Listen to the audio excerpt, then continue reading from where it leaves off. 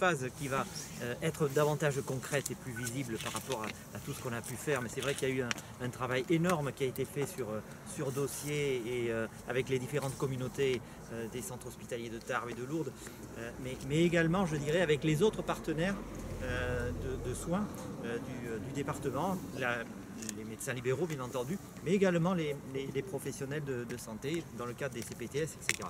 Alors là, ce que vous avez, c'est une esquisse qui il faut être clair, qui ne présage en rien de ce que va être l'hôpital de Tain, puisque à l'heure actuelle, c'est un projet, ça n'a pas été travaillé par les architectes, n'est-ce pas? Là, maintenant, on est au stade où on va remettre le cahier des charges. Je peux vous dire, il y a 17 cabinets d'architectes qui se sont positionnés. On a véritablement atteint le point de non-retour. C'est ça qui était important pour les communautés hospitalières, le point de non-retour.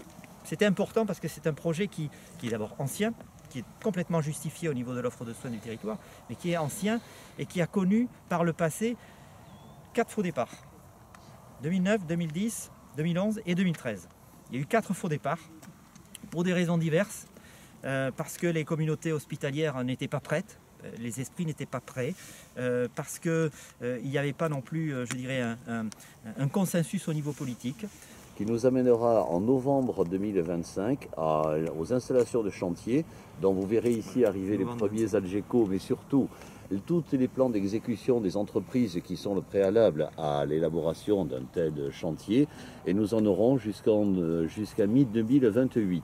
Le dernier semestre de l'année 2028 sera consacré à ce qu'on appelle la mise en service du bâtiment et également le transfert des activités. Avec la communauté d'agglomération sur les réseaux, sur les raccordements. Je viens évoquer un sujet concernant la station d'épuration avec monsieur le maire de Lannes.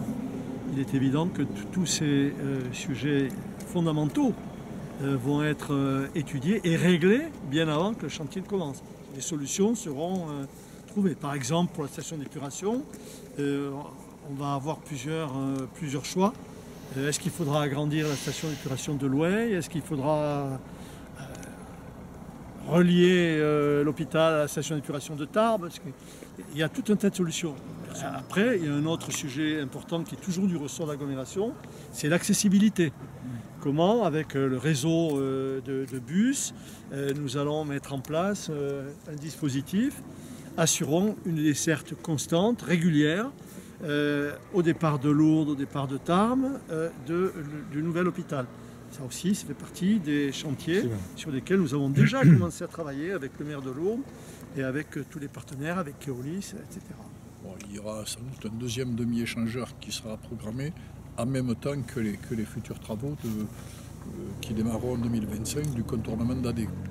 Donc, les travaux du contournement d'Adé, il faudra mener de pair et le contournement d'Adé et le demi-échangeur qui permettra de se raccorder ici au site de l'hôpital. Le directeur général a rappelé que c'est une œuvre qui est portée par l'ensemble des élus représentatifs de ce département. Eh bien, nous en avons la démonstration aujourd'hui. C'est un travail commun pour l'intérêt de notre département, pour l'intérêt des habitants. Nous avons besoin d'une offre de santé publique de qualité, moderne et adaptée aux besoins de la population. Et grâce donc au soutien de l'État, de l'ARS qui est toujours près de nous régulièrement, et au travail de M. Bourriat et de M. Gavastou, les choses avancent dans le bon sens. On est tous derrière eux. Je me permets de rappeler que depuis le début, il y a plus de 10 ans, la localisation du projet, elle avait été clairement exprimée sur Lannes. Vous voyez qu'il y a une constance, monsieur le maire, dans l'engagement qui est le nôtre pour ce projet. Dire aussi que c'est vrai que ça a été un long chemin. Il avait été commencé bien avant moi, enfin Gérard est là, Chantal Robin-Rodrigo portait ce projet sur Lannes. Moi j'ai été élue en 2012 et donc j'ai repris le flambeau. On est passé par des tas d'étapes, il y a eu beaucoup de rapports qui ont été faits. Moi je le redis,